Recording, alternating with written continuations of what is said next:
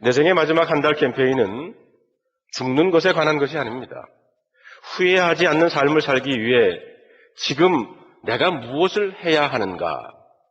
여러분들이 한 달 후에 죽을 것이기 때문이 아니라 하나님께서 허락하시는 만큼 더 많은 날들을 살 것이기 때문입니다. 여러분이 생애에 남은 마지막 한 달을 사는 심정으로 살게 된다 그러면 결국 어떻게 살아야 되는지를 우리 모두는 깨닫게 될 것입니다. 만약 내 생애에 한 달만 남았다면 이것은 가설입니다. 그러면 우리들은 인생을 좀 더 진지하게 의미 있게 살게 될 것입니다. 왜냐하면 죽음은 내 인생을 솔직하게 바라보게 하기 때문입니다. 묘비에서 선택할 수 없는 것은 숫자입니다. 여러분, 우리들이 태어나는 것, 죽는 것, 우리들이 선택하는 것 아닙니다. 이것은 하나님의 뜻이고 그리고 우리는 그대로 받아들여지는 겁니다. 그렇지만 우리가 선택할 수 있는 것이 있습니다. 그것은 바로 그 두 날짜 사이에 있는 대시. 이 대시를 우리가 무엇으로 채울까 하는 겁니다. 이번 내 생의 마지막 한 달 캠페인을 통해서 우리들의 대시에 무엇으로 만들어 갈 것인가를 여러분들과 함께 생각해 보기를 원합니다. 오늘 우리가 읽은 본문 시편 90편 12절에 보니까 우리에게 우리의 날 계수함을 가르치사 지혜로운 마음을 얻게 하소서라고 했어요. 나의 생애 날짜를 계산할 수 있는 사람이 지혜로운 사람입니다. 바로 무엇이 중요한지 삶의 우선순위를 알기 때문에 거기서 지혜가 나온다는 겁니다. 우리는 종말론에 묶여 살면 안 돼요. 예수님이 언제 재림하실까? 여러분 내일이라도 예수님 오신다 그러면 우리는 갈 준비 되어 있어야 합니다.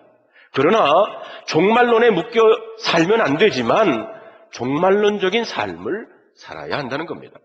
성도 여러분, 우리는 이제부터 다음 몇 주간에 걸쳐서 이 질문을 해보게 됩니다. 만일 한 달밖에 살 수 없다면 나는 무엇을 할 건가? 만약 한 달밖에 살 수 없다 그러면 여러분들은 무엇을 하시겠습니까? 그 대답을 예수님의 삶에서 함께 찾아보기를 원합니다. 왜냐하면 예수님은 마지막을 알고 사신 분이셨습니다. 그분은 십자가를 분명히 알고 십자가를 향해서 사신 분입니다. 예수님의 십자가를 향한 그 한 달, 그분은 살 수 있는 날이 30일 남았음을 알았을 때 무엇을 하셨습니까? 그분의 삶에서 우리는 네 가지 보편적인 원리를 발견하게 됩니다. 후회하지는 않는 삶을 살기 위한 네 가지 원리를 배움으로 우리가 마구 살아가는 것이 아니라 우리의 그 대시를 진실하게 살아갈 수 있게 할 수 있으리라 믿습니다. 예수님은 열정적으로 사셨어요. 그리고 예수님은 온전히 사랑하셨습니다. 예수님은 겸손하게 배우셨습니다. 그리고 그분은 담대하게 떠나셨습니다. 그래서 오늘은 내 생의 마지막 한 달 캠페인을 시작하면서 그 전체 내용을 요약하는 그 말씀을 여러분에게 나누기를 원합니다. 이 네 가지 원리는 여러분이 책을 받아보시면 그 책에 나오는 큰 제목들이에요.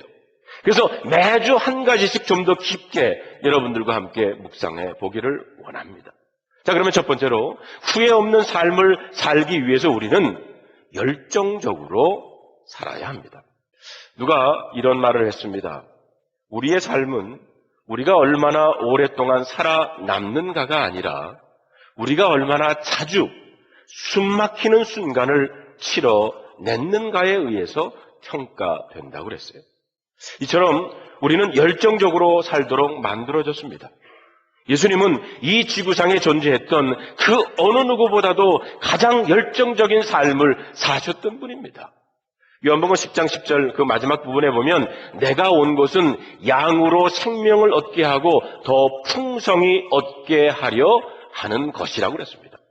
여러분 그 설교 노트나 혹은 여러분 성경에 그 말씀 속에서 더 풍성히라는 것을 적어 넣어 보세요. 이것은 예수님께서 우리에게 풍성히 살라고 말씀하시면서 또한 예수님 자신이 풍성한 삶을 사셨다는 겁니다. 여러분 성경에 나오는 말씀 가운데 하나님께서 우리에게 뭐 하라고 이렇게 지시를 하시면 하나님이 먼저 그것을 하시거나 하나님은 먼저 그런 분이시기 때문입니다. 예를 들어서 내가 거룩하니 너희도 거룩하라. 내가 너희를 용서했으니까 너희들도 서로 용서하라. 내가 너희를 사랑하니 너희도 사랑하라. 하나님께서 그렇게 말씀하셨어요. 풍성한 삶이란 바로 열정적인 삶을 말합니다. 적당히 흘러가는 인생이 아니라 예수님의 삶이 바로 그런 삶이셨어요. 열정적으로 십자가를 향해 그 길을 가셨고 예수님은 우리들의 길이 되셨던 분이십니다. 예수님은 이 땅에 오셔서 많은 기적을 행하시고 말씀을 나누시고 병자와 소외된 그 외로운 사람들을 만나 주셨습니다. 그리고 무엇보다도 예수님의 마지막 그 일주일은 열정적인 예수님의 모습을 우리는 거기서 찾아보게 됩니다. 예루살렘을 향해서 예수님께서 입성하셨고요. 그리고 그 성전을 청소하시면서 돈 바꾸는 자, 장사하는 자를 다 뒤집어 엎으셨어요. 내 집은, 하나님의 집은 장사하는 곳이 아니라 기도하는 곳이다. 제자들을 몸으로 직접 가르치셨고 그리고 눈물을 흘리며 하나님 앞에 기도했습니다. 이렇게 열정적인 삶을 살기 위해서는 목적이 첫째로 분명해야 된다는 겁니다. 예수님은 왜 이 땅에 오셨는지 분명히 아셨고 그리고 그 목적을 분명히 이루셨습니다. 예수님이 십자가에서 하신 말씀 가운데 다 이루었다. 무슨 뜻입니까? 내가 이 땅에 온 그 목적을 다 이루었다는 겁니다. 또한 열정적인 삶을 살기 위해서는 생명의 근원에 연결되어 있어야 합니다. 요한복음 15장 5절에 보니까 나는 포도나무에 너희는 가지라 그가 내 안에 내가 그 안에 거하면 사람이 열매를 많이 맺나니 나를 떠나서는 너희가 아무것도 할 수 없다고 하셨습니다. 우리의 삶이 풍성해지고 열정적인 삶을 살기 위해서는 생명의 근원이신 주님께 붙어 있어야 한다는 겁니다. 하나님께 붙어 있을 때 거룩한 목적을 보게 되고요. 그 목적을 이루는 열정적인 삶을 살게 될 줄로 믿습니다. 이번 연회 때 우리 연회에 속해 계신 김흥민 목사님 그리고 윤선식 목사님 두 분이 은퇴를 하셨습니다. 얼마 전에 김흥민 목사님께서 은퇴 소감이라고 하는 그 글을 쓰셔가지고 어느 신문에 내셨어요. 거기 그 내용을 보니까 은퇴를 한 후에 무엇을 하십니까? 사람들이 이렇게 많이 물어본다고 그래요. 하루는 또 사모님도 종이를 내미시면서 은퇴 후에 할 일 10가지만 한번 적어보세요 그러더래요. 그래서 고민을 하다가 생각을 해보니까 내가 할 수 있는 일이 있고 하고 싶은 일이 있고 해야 할 일이 있다는 것을 알겠다는 겁니다. 일생 교회의 신세를 지며 살았으니 교회를 위해 무언가를 해야겠다. 교회에서 자라나고 교회에서 친구를 만나고 교회에서 일하고 교회에서 필요를 공급받고 살았으니 교회에 진 빛이 많다는 겁니다. 교회의 필요를 자신의 필요보다 앞세우고 헌신적이며 신실한 성도들을 본받고 싶다고 그런 소원을 말씀하셨어요. 그리고 외롭게 씨름하는 후배 목사님, 목회자들을 찾아가서 함께 시간을 보내고 그들의 사정을 들어주고 할 수 있는 만큼 도와주고 싶다고 그랬습니다. 이게 해야 할 일이에요. 또 하고 싶은 일도 적으셨습니다. 가정의 일을 챙기고 싶다고 그랬어요. 한국의 병상에 계신 어머니와 좀 더 시간을 많이 보내고 싶고 옛 친구를 다시 만나고 싶고 그래서 옛날 이야기를 함께 시시덕거리면서 하고 여행도 하고 싶다고 그랬어요. 색소폰을 배운다는 소문이 냈으니 다른 사람들의 귀를 괴롭히지 않을 만큼 연주 실력을 갖추고 싶다고도 하셨습니다. 이렇게 하고 싶은 일, 해야 할 일을 적어가는데 문득 하나님께서 김 목사님 마음속에 이런 말씀을 하시더래요. 그것 다 내가 허락해야 할 수 있는 일이다. 그렇게 김 목사님께서 2달 전에 태국에 선교 여행 가시다가 비행기 안에서 하루택으로 쓰러지셨어요. 죽음의 문턱 앞까지 갔었습니다. 이 모든 일이 하나님이 허락 안에서만 이루어진다는 것을 깨닫게 되셨어요. 그러면서 계속 쓰시기를 은퇴는 일보다는 있음에서 더 큰 가치를 찾는 계기인 것을 깨닫게 되었다는 겁니다. 부모님들이 나이 많아 저희 곁에 계셨을 때 그분들이 무엇을 잘해서 귀한 것이 아니라 그냥 우리 곁에 잘 계시는 것이 우리의 기쁨이 되었듯이 내가 할 수 있는 일은 먼저 하나님 곁에 있는 것이고 그리고 가족들, 친구들, 교우들, 동역자들 곁에 있는 것이라고 그랬어요. 사랑하는 성도 여러분, 생명의 근원 되시는 주님 곁에 있을 때 열정적인 삶을 살 수 있으리라 믿습니다. 둘째로 후회하지 않는 삶을 살기 위해서 우리는 온전히 사랑해야 합니다. 요한복음 13장 1절에 6월절 전에 예수께서 자기가 세상 떠나 아버지께로 돌아가실 때가 이른 줄 아시고 세상에 있는 자기 사람들을 사랑하시되 끝까지 사랑하시니라. 여기 끝까지에다 동그라미를 치세요. 예수님께서 자신의 이 땅에서의 삶이 이제 곧 끝나게 될 것이라는 것을 아셨을 때 그분이 하셨던 일은 온전히 사랑하는 것이었습니다. 여러분에게 남은 생애가 한 달밖에 남지 않았다는 것을 알게 된다면 여러분도 온전히 사랑하기를 원하실 겁니다. 저는 목회하면서 임종을 앞둔 사람들을 많이 봤어요. 그들이 후회하는 것은 자신이 하지 못한 무슨 크고 대단한 일에 대한 것이 아니었습니다. 자신이 하지 못한 작고 사소한 일에 대한 것이었어요. 그것은 항상 관계에 대한 문제일 경우가 많았습니다. 임종을 앞둔 사람들은 사람들에게 말하고 싶었던 말이 하나 있는데 그것이 사랑한다는 겁니다. 여러분 9.11 사태 때 첫 번 비행기가 뉴욕의 월드 트레이드 센터를 강탈을 했죠. 두 번째 비행기는 워싱턴에 있는 펜타곤을 쳤습니다. 그리고 세 번째 비행기는 펜실바니아에서 추락을 하고 말았어요. 그때 비행기에 탔던 사람들이 이 비행기가 이제 테러범들에 의해서 납치가 되고 이제 추락을 한다는 것을 알고는 가족들에게 휴대폰을 꺼내서 전화를 하면서 남겼던 말들이 뭔지 아십니까? I love you, I love you. 예수님께서 십자가 지시기 전날 제자들과 유월절 만찬을 하셨습니다. 식사 전에 예수님께서 하셨던 것은 제자들의 발을 씻겨주셨어요. 3년 동안 함께했던 제자들의 그 더러운 발을 씻어주시면서 그 발을 만져주셨고 그리고 사랑을 실천해 보이셨습니다. 한국의 가수 가운데 호녀라인 인순이 씨라는 분이 있죠. 그녀는 불행한 환경에서 태어났어요. 그러나 늘 밝고 당당하게 살았습니다. 한 번은 인터뷰를 하는데 사회자가 그 이유를 묻자 그녀가 이렇게 대답을 합니다.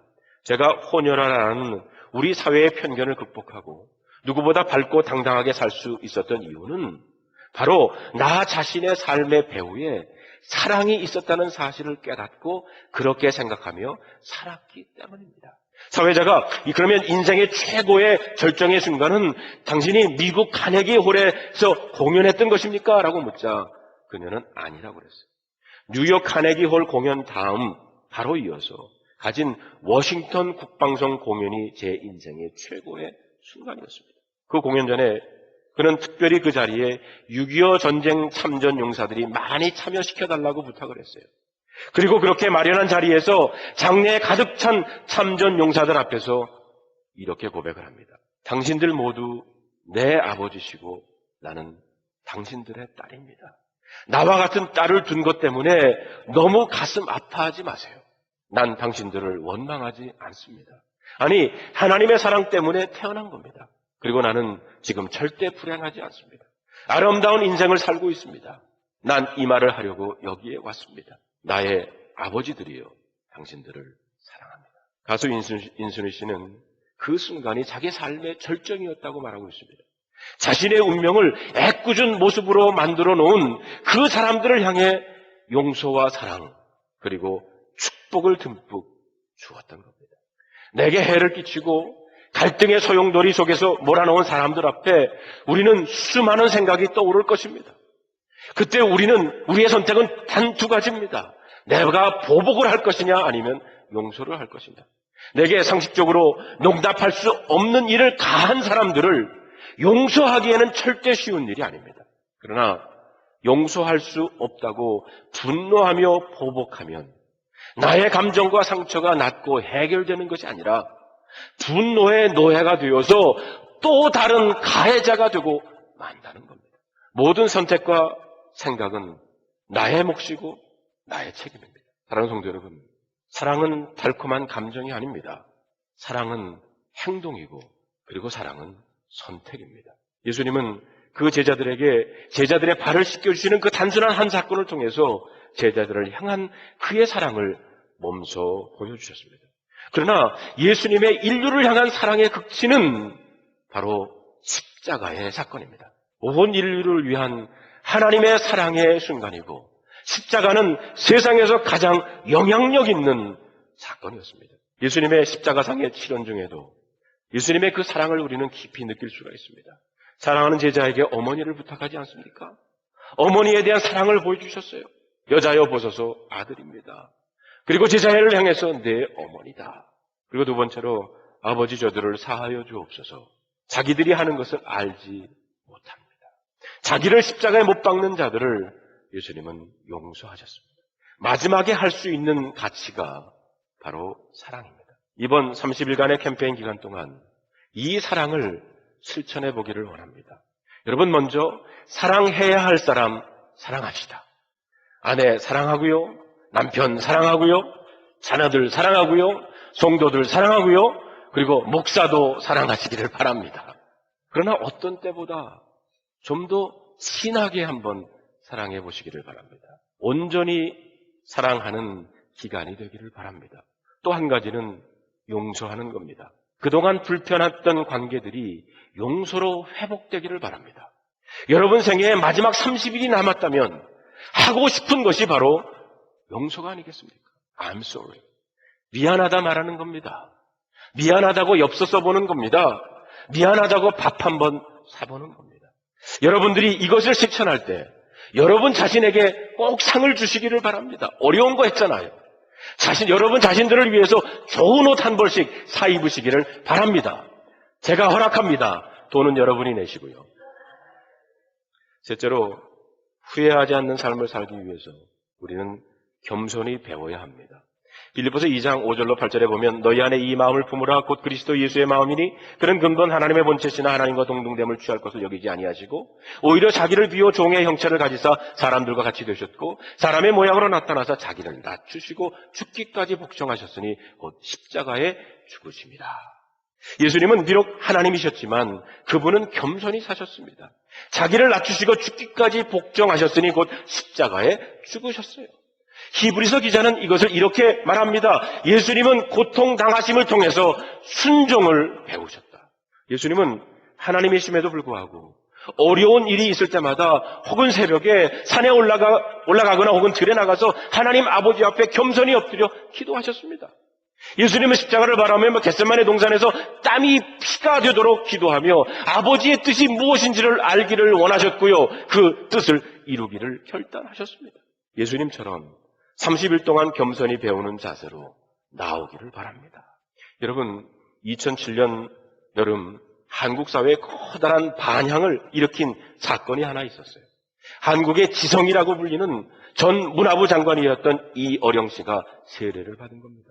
온누리 교회에서 일본 선교를 위해 만든 러브 소나타 행사 중에 하나인 동경 프린스 파크 호텔에서 그가 무릎을 꿇고 세례를 받았습니다. 철갑의 논리를 무장하고 기독교에 대한 비판의 글을 써왔던 분이 아닙니까? 누구에게도 무릎을 꿇어본 적이 없던 그 사람이 예수 그리스도 앞에 무릎을 꿇고 예수님을 영접하고 세례를 받았습니다. 그가 하나님의 사람이 된 것은 그의 삶에서 광야를 만났기 때문입니다. 그 광야에서 무서운 불뱀을 만났기 때문입니다. 그의 딸인 장민아 변호사가 오랫동안 암으로 투병을 하며 시력을 잃어버릴 위기, 그리고 자기의 손자가 자폐증에서 낫는 체험을 하며 하나님을 인정하게 됩니다. 이어령 교수는 인터뷰에서 이런 고백을 했습니다. 그렇습니다. 절망해보지 않는 사람은 절대로 영성을 가질 수가 없습니다. 자기 파괴라는 극적인 것이 없이는 영성을 갖기 어렵습니다. 그래서 세속적으로 편안한 사람은 하나님을 받아들이기 어려운 것입니다. 이 땅에는 빛만 필요한 것이 아닙니다. 어두움도 필요합니다. 하나님은 빛과 어둠이 합쳐진 그레이존, 회색 지대인 궁창에서 만물을 창조하셨습니다. 빛과 어둠을 알아야 인간 한계를 초월해 영성의 세계로 갈 수 있습니다. 그는 스스로 젊은 시절의 자신과 지금의 자신에 달라 보인다고 말합니다. 그는 스스로 옛날에 자신이 썼던 글과 지금 쓰는 글이 달라졌다고 말합니다.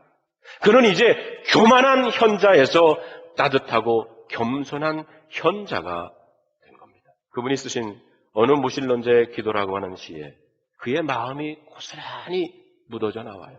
하나님, 당신의 제단에 꽃 한 송이 바친 적이 없으니 절 기억하지 못하실 겁니다. 그러나 하나님, 모든 사람이 잠든 깊은 밤에는 당신의 낮은 숨소리를 듣습니다. 그리고 너무 적적할 때 아주 가끔 당신 앞에 무릎을 꿇고 기도를 드립니다. 좀 더 가까이 가도 되겠습니까? 하나님, 당신의 발끝을 가린 성스러운 옷자락을 때 묻은 이 손으로 조금 만져봐도 되겠습니까? 그리고 그것으로 저 무지한 사람들의 가슴속을 풍금처럼 울리게 하는 아름다운 시 한 줄을 쓸 수 있도록 허락해 주시겠습니까? 사랑하는 성도 여러분, 혹시 여러분 중에 지금 광야에 서 있는 분 계십니까? 그곳에서 하나님을 만나는 체험을 해야 합니다. 여러분이 아무것도 할 수 없을 때 여러분의 힘이 되시고 해결자가 되시는 그 하나님을 만나시기를 바랍니다. 그곳 광야에서 무릎을 꿇어야 합니다. 성도 여러분, 이번 30일이 우리 모두에게 그런 광야가 되기를 바랍니다. 겸손히 주님을 만나는 시간이 되기를 바랍니다. 여러분, 우리들은 힘들 때 죽겠다라고 그래요. 아무리 힘들어도 죽겠다 하지 마시고 죽게 있다 하시기를 바랍니다. 넷째로, 후회하지 않는 삶을 살기 위해 우리는 담대히 떠나야 합니다.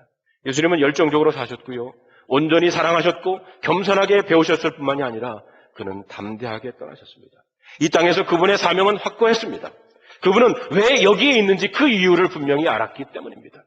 누가복음 9장 51절에 예수께서 승천하실 기약이 차감해 예루살렘을 향하여 올라가기로 굳게 결심하시고 했습니다. 예수님은 예루살렘에 올라가시면 분명히 잡히시고 십자가에 못 박혀 죽는다는 것을 아셨습니다. 그때 예수님이 주저한 것이 아니라 굳게 결심하시고 예루살렘을 향해서 나가셨어요. 예수님은 그의 죽음을 담대히 받아들이셨습니다. 여러분, 어떻게 그렇게 할 수 있습니까? 그 답이 바로 이 본문에 있습니다. 예수님께서 십자가에 달리실 기약이 참회가 아니라 예수께서 승천하실 기약이 참회라고 했어요. 예수님은 죽음 자체를 보신 것이 아니라 그 뒤편을 보셨습니다. 그 후에 십자가 뒤에 부활을 보셨고요, 그리고 40일 후에 하나님 나라로 승천하신 것을 미리 보신 겁니다. 그래서 오히려 담대하게 예루살렘으로 향할 수 있었던 것입니다.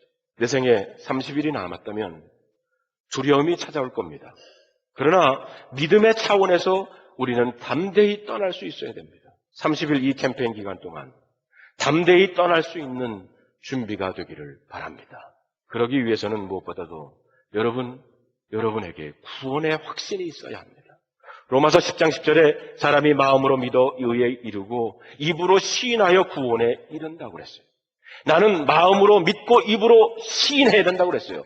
무엇을 해야 됩니까? 예수님은 나의 주인이시요 그리스도시며 살아계신 하나님의 아들이십니다. 그분이 나를 위해 십자가에서 죽으시고 사흘 만에 부활하셨습니다. 내가 이것을 마음으로 믿고 입으로 시인할 때 구원에 이르는 줄로 믿습니다. 또한 담대히 떠나려면 영원한 곳에 우리의 초점을 맞춰야 됩니다. 우리가 사는데 우리는 초점을 어디에다 맞추고 사십니까? 우리가 없어질 것에 초점을 두니까 이 세상의 것에 연연하며 불안해하면서 사는 겁니다. 그러나 영원한 것 하나님을 향해서, 천국을 향해서 초점을 맞추게 되면 우리는 담대하게 떠날 수 있습니다. 세상 것을 보기 때문에 하나님의 것, 천국의 것을 정확하게 보지를 못하는 것이고요, 모든 것이 흐리하게, 뿌옇게, 그리고 희미하게 보이는 겁니다. 물질에 초점을 맞춘 건 내려놓아야 합니다. 명예와 인기에 초점 맞춘 건 내려놓아야 합니다. 여러분, 사람의 초점을 맞춘 것까지도 내려놔야 됩니다. 우리가 너무 사람의 초점을 맞추다 보니까 떠나기가 어려운 겁니다. 사랑하는 성도 여러분, 여러분들은 담대히 떠날 준비가 되셨습니까? 어느 목사님의 시가 있는데 오늘의 말씀을 잘 정리하는 그런 시예요. 이 시를 여러분에게 소개하고 오늘 말씀을 마칠까 합니다. 공동묘지를 걷는다. 수많은 무덤이 줄을 지어 가지런히 앉아있다. 각 무덤마다 비석 하나, 석상 하나. 그들의 살림살이는 하나같이 조촐하다. 그들은 어떤 사람들일까? 어떻게 살았을까? 그들은 아마 사랑하고 미워했겠지. 바쁘게 쫓기고 화내고 그리워하고 후회하고 그렇게 살았겠지. 그들은 얼마나 사랑했을까?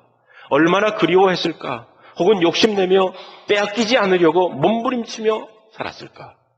그도 역시 식당에서 밥이 늦게 나온다고 화를 냈을까? 차가 막힌다고 욕을 했을까? 많이 소유하기 위하여, 성공하기 위하여 밤늦게까지 일을 했을까? 자, 이제 남은 것이 무엇인가? 한 개의 비석, 한 개의 이름, 하나의 속상. 이것을 위하여 그는 그토록 수고했는가? 잠을 설치며 마음을 졸이며 살아왔는가? 그는 어떤 추억을 남겼을까? 가족들은 그를 무엇으로 기억할까? 그는 사람들에게 은총을 주었을까? 아니면 고통을 주었을까? 그들의 가족은 슬퍼했을까? 울었을까? 아니면 후회했을까? 동그랗게 채워진 묘지도 있고 아직 평평한 비어있는 묘지도 있다. 저 비어있는 묘지의 주인은 지금 어디에 있을까?